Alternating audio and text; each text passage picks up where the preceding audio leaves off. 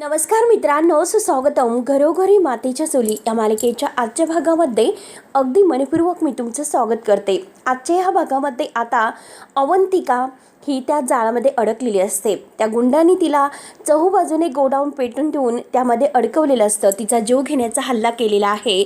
अवंतिकाला जेव्हा शुद्ध येते तेव्हा अवंतिका स्वतःचा जीव वाचवण्याचा प्रयत्न करत आहे। कोणी आहे का असे जोरात किंचाळत असते। आगीचे लोळ तिच्या अंगावर येत असतात आणि आगीने तिला भयंकर असा त्रास होत असतो। जोरजोराने तिला ठसका लागत असतो आणि ह्या आगीची चटकी तिला बसायला सुरुवात होते। अवंतिका खूपच घाबरलेली असते आणि ती लगेच आता तिथून बाजूला पळत असते, परंतु आगीचे लोळ तिच्या समोर येऊन पडतात।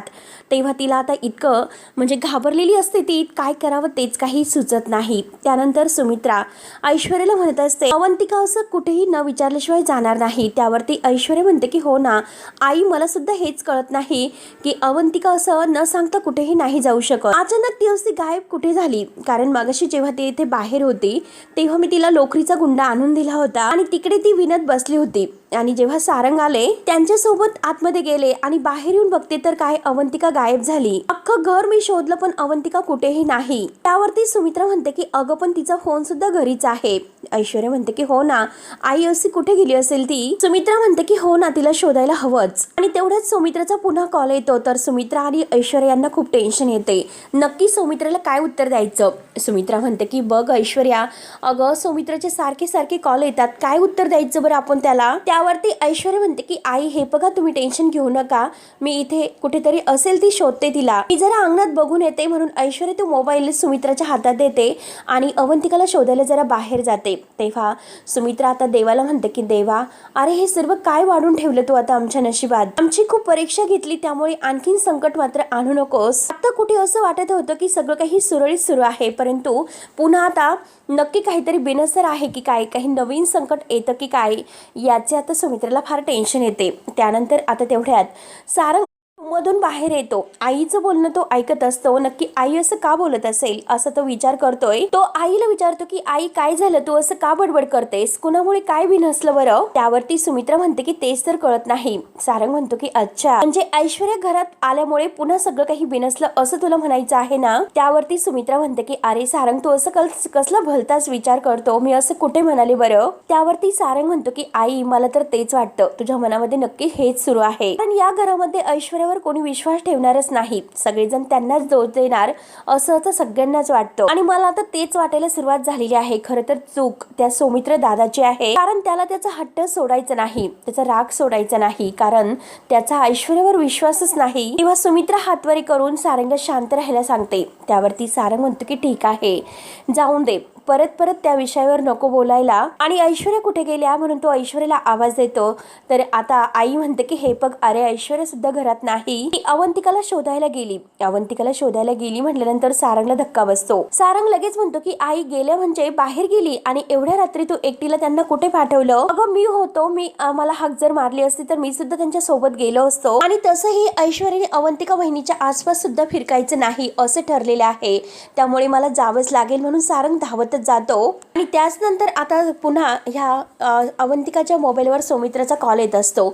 सौमित्र सारखे कॉल करतोय। आता सुमित्राला काय उत्तर द्यावं तेच काही कळत नसतं। सुमित्रा आता म्हणते की परमेश्वरा, सौमित्राचे सारखे कॉल येतात, काय उत्तर द्यायचं आता, काय नक्की उत्तर देऊ असा विचार करते। त्यानंतर इकडे अवंतिकाची परिस्थिती खूप बिकट असते, आगीमध्ये ती गुंतलेली आहे, काय करावं काहीच कळत नसतं।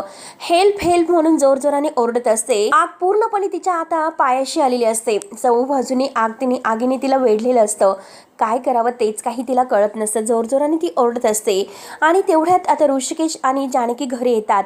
ऋषिकेश आणि जानकीला सुमित्रा सगळं सांगते। ते ऐकल्यानंतर त्यांना धक्का बसतो। तेव्हा जानकीला तर फार टेन्शन येते। ऋषिकेश म्हणतो की जर असं असेल तर आता अवंतिकाला आपल्याला लवकरात लवकर शोधावं लागेल आणि चल बरं जानकी। तर जानकी म्हणते की थांबा 1 मिनिट, मी आले। तेव्हा जानकी देवघरात येते आणि देवाला म्हणते की देवा, हे बघ, आज आमच्या सोबत तुझी सुद्धा परीक्षा आहे। किती काही झालं, कितीही संकटात अवंतिका असली तरी सुद्धा तिला सुखरूप घरी घेऊन ये। नानांना आणि सौमित्र भाऊजींना दिलेला शब्द आहे तर तो माझ्याकडून पाळला जाऊन दे। अवंतिकाला काही होऊन देऊ नकोस, माझं हे घर आणि माझं कुटुंब एकत्र ठेवण्याची जबाबदारी तुझी असेल देवा। अवंतिकाला काही होणार नाही याची काळजी तू घ्यायची, तिला काही होणार नाही याची जबाबदारी तू घ्यायची देवा, असे बोलून घाईने आता जानकी रडतच बाहेर निघून जाते। मित्राला फार टेन्शन आलेले असतं, तेव्हा जानकी बाहेर येते आणि म्हणते की आई, आम्ही आता निघतोय. जर अवंतिका विषयी जर काही कळाले, देवाच्या कृपेने सुखरूप जर ती घरी आली तर आम्हाला प्लीज कळवा. सुमित्रा म्हणते की हो नक्की, मी लगेच कळवते. असे बोलून आता हे दोघे निघून जातात. सुमित्रा सुद्धा आता देवाला हात जोडते. त्यानंतर आता इकडे आग पूर्णपणे पेटलेली असते. सो आता ही अवंतिकाला बाहेर कसं यायचं तेच काही कळत नसतं. तेव्हा ती बाहेर निघायला जाते तर ते पेटलेले खोके आहे तर तिच्या अंगावर पडत असतात, तिच्या समोर पडत असतात. ती जोरजोराने किंचाळत असते. जोरात कोणी आहे का, कोणी आहे कसं ओरडते. तेव्हा आता पूर्ण संध्याकाळ होते तरी सुद्धा अजून काही घरी कुणाचाच तपास नसतो. सगळेजण अवंतिकाला शोधत आहे. सुमित्रा एकटी घरी वाट बघत आहे. ओवी तिच्या जवळ येते. ओवी आता इकडे तिकडे बघते. तेव्हा ओवी विचारते की आजी, अगं सगळेजण कुठे गेले, घरामध्ये कोणीच दिसत नाही. त्यावरती सुमित्रा म्हणते की हो ना, बघ ना, सगळेजण आपापल्या कामाला गेलेत आणि अजून तर आलेच नाहीत. तू झोपली नाहीस का? ओवी म्हणते की नाही ना आजी, मला झोपच येत नाही ग. रोज रात्री आई मला गोष्ट सांगते पण आज ती सुद्धा नाही मला गोष्ट सांगायला. आजी तू मला गोष्ट सांगशील का? त्यावरती आजी म्हणते की हो सांगते. ए चल आणि बस, म्हणून ती आता तिला सोप्यावर बसवते आणि विचारते की ओवी कुठली गोष्ट सांगू ग? अकबर बिरबलची सांगू की राजा राणीची सांगू, झोपडीत राहणाऱ्या आजीबाईची सांगू? त्यावरती ओवी म्हणते की मला राजा राणीची गोष्ट सांग. सुमित्रा म्हणते की मला आठवावं लागेल ग, आणि लगेच ती गोष्ट सांगायला सुरुवात करतेच. तेवढ्यात ऋषिकेश आणि जानकी घरी येतात. तेवढ्यात सुमित्रा म्हणते की बरं झालं तुम्ही आलात, मी वाटच बघत होते. अवंतिका आणि तेवढ्यात ओवी त्यांचा हात धरते आणि विचारते की आई बाबा तुम्ही कुठे गेला होतात आणि घरामध्ये आजी सोडून कोणीच का नाही? त्यावरती जानकी म्हणते की ओवी हे पग सगळेजण आपापल्या कामामध्ये आहे बाळा, आणि आई बाबांची सुद्धा खूप धावपळ सुरू आहे. सॉरी, मला एक गोष्ट सांग बाळा, तू औषध घेतलंस का? एकतर तुला खूप खोकला झालेला आहे. तेव्हा ओवी हो असं म्हणते. तर सुमित्रा विचारते की अगं पण अवंतिका. तेवढ्यात लगेच आता जानकी आणि ऋषिकेश मात्र सुमित्राला खुणवतात की येथे समोर ओवी आहे म्हणून तिच्या समोर बोलायला नकोय. तेव्हा सुमित्रा म्हणते की ओवी चल, आता बाळा तुला झोप आलेली आहे, तुला गोष्ट ऐकायची आहे ना, चल मग मी तुला गोष्ट सांगते आणि तुला झोपी सुद्धा लावते. म्हणून सुमित्रा आता ओवीच्या हाताला धरून तिला रूम मध्ये घेऊन जाते. त्यानंतर आता इकडे अवंतिकाला फारच त्रास होत असतो. ती जोरात किंचाळत असते की कोणी आहे का, प्लीज मला वाचवा वाचवा, म्हणून आता इतकी हेल्प ती करत आहे. रडत ती आवाज देत असते. तिला खोकला सुद्धा जोराचा लागत असतो आणि कोणी आहे का, कोणी आहे का असं सारखं सारखं रडत ती आपला जीव वाचवण्याचा प्रयत्न करत आहे. पण तेथे ऐन वेळेस मदतीला कोणीही येणार नाही, कारण ह्या गुंडांनी तिला बंद केलेलं असतं त्या रूम मध्ये. त्याच वेळेस अवंतिकाला चक्कर येते आणि अवंतिका चक्कर येऊन खाली पडते त्या आगीमध्ये. त्यानंतर आता इकडे जानकी ऋषिकेशला म्हणते की ऋषिकेश, मला खरंच काही कळत नाही की अवंतिका कुठे असेल. याचा अर्थ अवंतिकाला किडनॅप तर केलं नसेल ना? त्यावरती ऋषिकेश म्हणतो की नाही जानकी, हे बघ असं काही झालं नसेल, तू प्लीज पॉझिटिव्ह विचार कर, आपली अवंतिका सुखरूप परत घरी येईल. त्यावरती जानकी म्हणते की हो तसंच व्हायला हवं, पण चिंतेनं वैरीनं चिंते असंच म्हणतात, काहीतरी झालेलं आहे. तेवढ्यात मात्र सारंग आता घरी आलेला असतो. तो सुद्धा डोक्याला हात लावून खाली बसतो. ऋषिकेश सारंगला विचारतो की सारंग, अरे सारंग काय झालं, सांग ना काय झालं, तू असं का बसलास? सारंग म्हणतो की अरे दादा हे पग अगोदर अवंतिका वहिनी सापडत नव्हत्या आणि आता ऐश्वर्या सुद्धा गायब झाल्यात. तेव्हा लगेच आता जानकी म्हणते की अहो असं काय करतात, ऐश्वर्या तर घरातच होती. सारंग म्हणतो की नाही वहिनी, अवंतिका वहिनी घरामध्ये दिसत नाही, म्हणून त्यांना शोधायला ऐश्वर्या बाहेर गेल्या आणि आईने मात्र त्यांना जाऊन दिले. मी जायला पाहिजे होतं, मी त्यांच्या सोबत जायला पाहिजे होतं, म्हणून सारंग आता रडत असतो. त्यावरती ऋषिकेश म्हणतो की सारंग हे पग ऐश्वर्या घरी येईल, तू शांत हो बरं, नक्की येतील त्या. त्यावरती आता सारंग म्हणतो की दादा तू सांग, अरे मी कसं शांत होणार आहे? त्या घरामध्ये शांतपणाने आणि सुखधामाने कधी आपण राहिलो का? त्या घरात मात्र सतत काही ना काही घडतच असते. सारंग अगदी पूर्णपणे वैतागून डोक्याला हात लावत हे सर्व बोलतोय. आणि माझी चूक झाली, त्या दिवशी मी ठरवलं होतं की या घरात राहायचं नाही, पण खरंच मी तेव्हाच जायला हवं होतं आणि नाहीतरी ही वेळच आली नसती. त्यावरती जानकी म्हणते की सारंग भाऊजी तुम्ही काय बोलतात? हो भाऊजी, तुम्ही जर असे घर सोडून गेले असते तर ते सुद्धा आम्हाला आवडलं असतं का? कायम हे लक्षात ठेवा की आपल्या एकत्र राहण्यामध्ये आनंद आहे आणि सुख आहे. आपल्या कुटुंबाची एकी हीच आपली ताकद आहे. तेव्हा सारंग म्हणतो की काही नाही, हे सगळं ऐकायला छान वाटतं, एकत्र कुटुंब वगैरे हे सगळं काही अगदी देखावा असतो, उलट आपण एकत्र आहोत म्हणून आपल्यावर सतत संकट येतात. तेव्हा जानकी म्हणते की भाऊजी. सारंग म्हणतो की वहिनी त्या दिवशी तुझी चूक झाली, त्या दिवशी तू आम्हाला थांबवायलाच नको होतं आणि ही वेळ आता खरंच पश्चाताप करण्याची आलीच नसती. आणि खरंच आज जर आम्ही त्या दिवशी गेलो असतो तर आज ऐश्वर्या गायबच झाले नसते आणि वहिनी आता कुठे त्यांच्या वागण्यामध्ये बदल झाला त्या चांगलं वागतात, नवरा म्हणून आयुष्यामध्ये पहिल्यांदा त्यांनी मला स्वीकारलं आणि मला तर असं वाटलं होतं की आमच्या आनंदाचे आणि सुखासमाधानाचे दिवस सुरू झाले. पण तेवढ्यात आशी शिंकली सुद्धा शोधलं, परंतु ऐश्वर्या सापडत नाहीत. आणि अगदी सारंग वैतागून रडतच म्हणतो की दादा हे बघ, अरे मला सुचत नाही, तू उभा राहू नकोस, सांग ना मला कुठे शोधू मी, तू सांग दादा मी काय करू. सारंग पूर्णपणे वैतागून जातो. ऋषिकेश त्याला म्हणतो की हे बघ सारंग, तू अगोदर शांत हो, ऐश्वर्या नक्की घरी येईल, तू प्लीज शांत हो बरं. त्यावरती सारंग म्हणतो की हे बघ दादा, तू मला खोटी आशा दाखवू नकोस, घरी येईल म्हणतो, शोधलं मी कुठेही नाही, त्या प्रत्येक ठिकाणी शोधलं. या घरात पुन्हा आल्यापासून ऐश्वर्या मात्र रोज परीक्षा देत आहेत. ऐश्वर्या बदललेल्या आहेत हे सांगण्यासाठी त्या रोज धडपडत होत्या, पण नाही, कुणाला त्यांच्यावर विश्वासच ठेवायचा नाही. सौमित्र दादाने त्यांच्यावर विश्वास ठेवला नाही, त्यांचा अपमान केला. त्यावेळी संधी का दिली नसेल तू तर आमच्या सगळ्यामध्ये मोठा आहेस, मग तू का दादाला बोलला नसेल, का ते सौमित्राला समजावलं नसेल. म्हणून आता सारंगचा जीव ऐश्वर्यासाठी ती तुटत असतो आणि आता सारंग आपल्या मनातील सगळं काही बोलून दाखवत असतो. नक्की काय करावं हेच त्याला काही कळत नाही. तो आता ऐश्वर्यासाठी रडत असतो. दादा, तू सौमित्र दादाची समजूत का घातली नसेल, का तू त्याला समजावलं नसेल बरं, म्हणून तो ऋषिकेशलाच बोलत असतो. तेव्हा जानकी म्हणते की हे बघा सारंग भाऊजी, तुम्ही असं का बोलतात, त्यांना जितकं समजायचं होतं तितकं मात्र ऋषिकेशने सौमित्राला समजावलं. पण सौमित्र भाऊजींना मात्र ऐश्वर्यामधील बदल स्वीकारायचं नसेल तर ते सुद्धा काय करतील, तुम्ही तरी हे समजून घ्या आणि तुम्ही ऋषिकेशला असं बोलू नका. तेव्हा सारंग तर खूपच भडकलेला असतो आणि म्हणतो की हो, मीच समजून घेतो, सगळं काही मीच समजून घेतो, कारण सगळ्यात लहान मी आहे आणि त्यातील सगळ्यात घरातील माणसांना मीच समजून घेतो, कारण त्यांना समजून घेण्याचीच माझी ड्युटी आहे. या घरात मला अशीच वागणूक आहे, कारण तुम्ही कोणीही मला समजून घेतच नाही. तेव्हा ऋषिकेश म्हणतो की अरे प्लीज शांत हो. सारंग शांत बसायला तयारच नसतो आणि ऋषिकेशला म्हणतो की दादा बघ, माझं कोणत्या परिस्थितीत लग्न झालेलं आहे याचा तू विचार कर. अरे एकत्र कुटुंबात राहून मी सुद्धा किती एकटेपणा भोगलेला आहे हे तुम्हाला नाही समजणार. आणि हे बघ दादा, अरे इतक्या दिवस एकटेपणा भोगला आणि त्यानंतर मला आता हे हवं असणारं सुख आणि खरंच आनंद भेटणार आहे असं वाटलं होतं. आणि तेवढ्यात माशी शिंकली म्हणून सारंग आता खूप रडत असतो. त्याला असं वाटतं की ऐश्वर्या कुठे गेल्यात आणि आता मी कायमच एकटं राहणार आहे का. वहिनी सांग ना ग, ऐश्वर्या खरंच नाही सापडणार का. म्हणून त्याचा जीव आता ऐश्वर्यासाठी तिळ तुटत असतो. आणि हे बघ दादा, अरे तू तरी सांग की मी एकटेपणाशीच मैत्री करू का.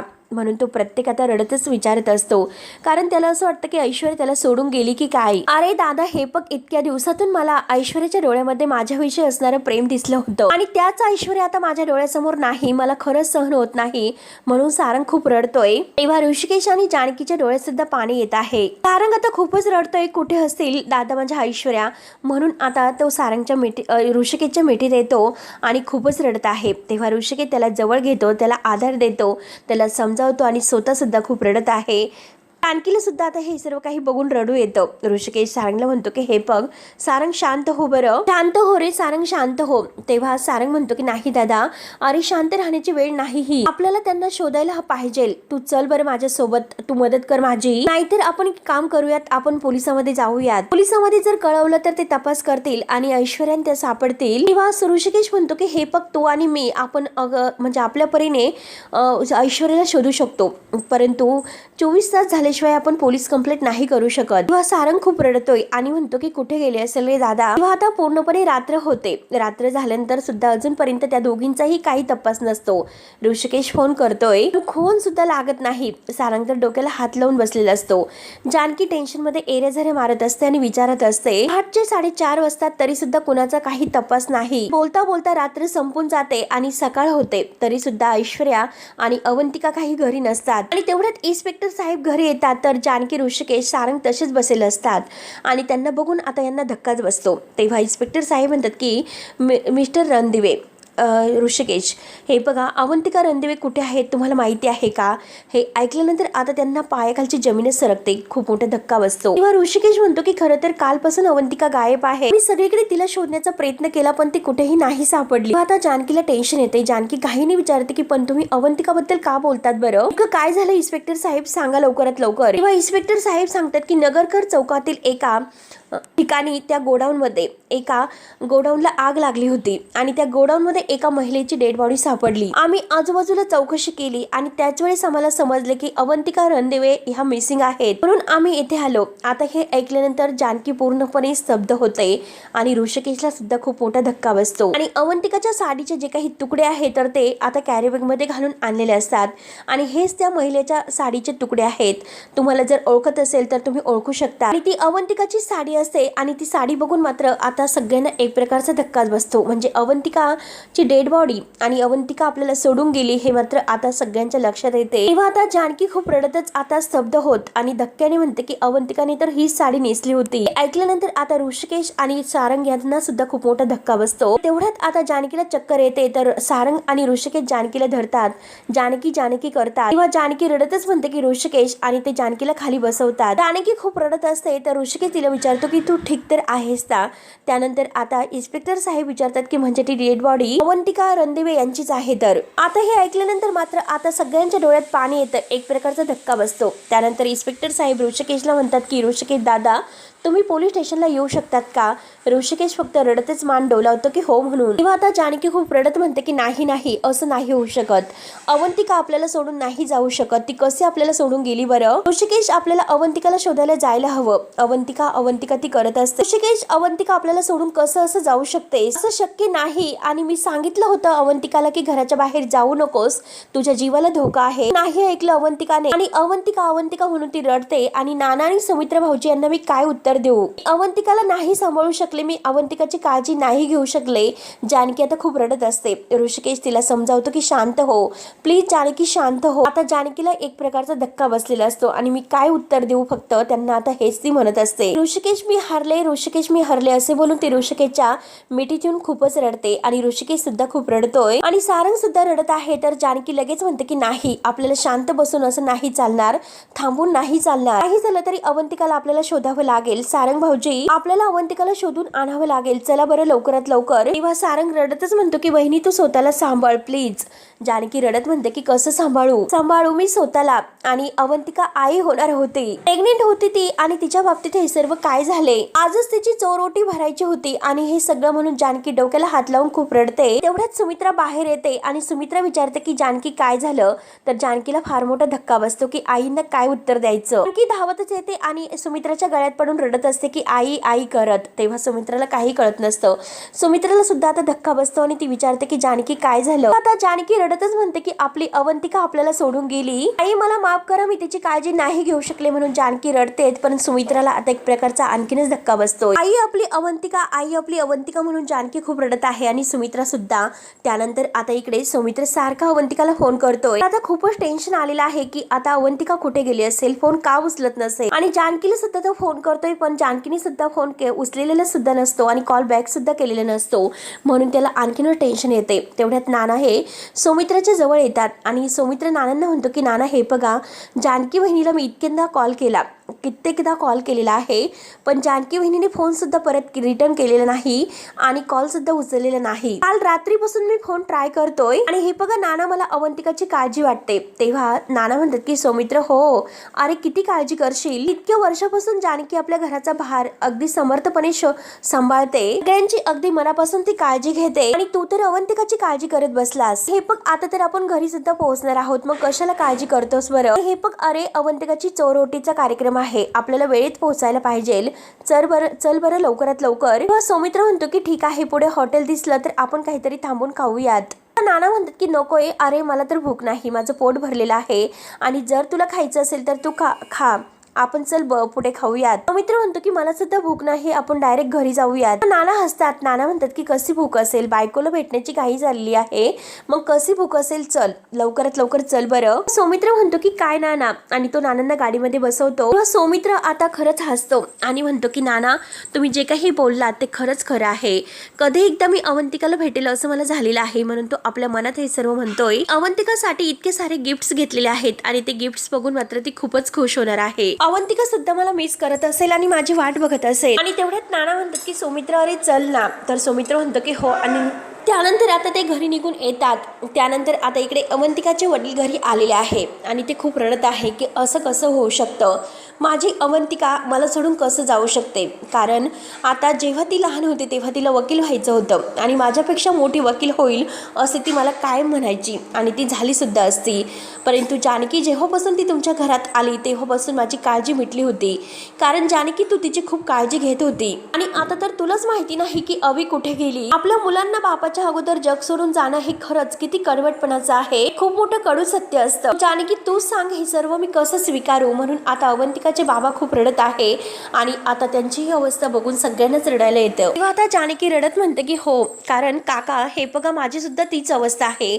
अवंतिका फक्त माझ्यासाठी धाकटी जाऊ नव्हती, ती माझ्यासाठी लहान बहीण होती. मी माझ्या परीने तिची पूर्णपणे काळजी घेत होते, पण माहिती नाही की असं काय झालं. तेव्हा जानकी रडतच म्हणते की मला माहिती आहे की अवंतिकाची माझ्यावर जबाबदारी होती, सगळ्यांची माझ्याकडून अपेक्षा होती, पण मी नाही पूर्ण करू शकले. सगळ्यांच्या अपेक्षेचा मी भंग केलेला आहे म्हणून जानकी स्वतःला दोष देत असते. काका मला माफ करा, माझाच दोष आहे असं म्हणते. पण जानकी तर खूप रडत असते. आणि मित्रांनो हा भाग येथे संपतो. पुढील भागामध्ये सौमित्र आणि नाना आता घरी आलेले आहेत. अवंतिका करत खूप काही गिफ्ट्स आणलेले आहेत आणि तो जोरात अवंतिका ओरडत असतो आणि तेवढ्याच समोर अवंतिकाचा फोटो आणि सगळेजण भावपूर्ण श्रद्धांजली अवंतिकेला वाहत आहे. सगळ्यांनी पांढरे कपडे घातलेले आहेत आणि हे समोर फोटो बघून नाना आणि सौमित्राला धक्काच बसतो. सौमित्र म्हणतो की वहिनी तुझ्या भरोशावर मी माझ्या अवंतिकाला ठेवलं होतं, तुझ्यामुळे आज मी माझ्या अवंतिकाला आणि बाळाला हरून बसलो. आणि जानकी म्हणते की भाऊजी, तर आता सौमित्र इतका भडकतो आणि चिडतो आणि म्हणतो की कधीही मी तुला माफ नाही करणार. तेवढ्यात आता ही ऐश्वर्या आगीतून मात्र अवंतिकाला वाचवायला गेलेली असते आणि थांबा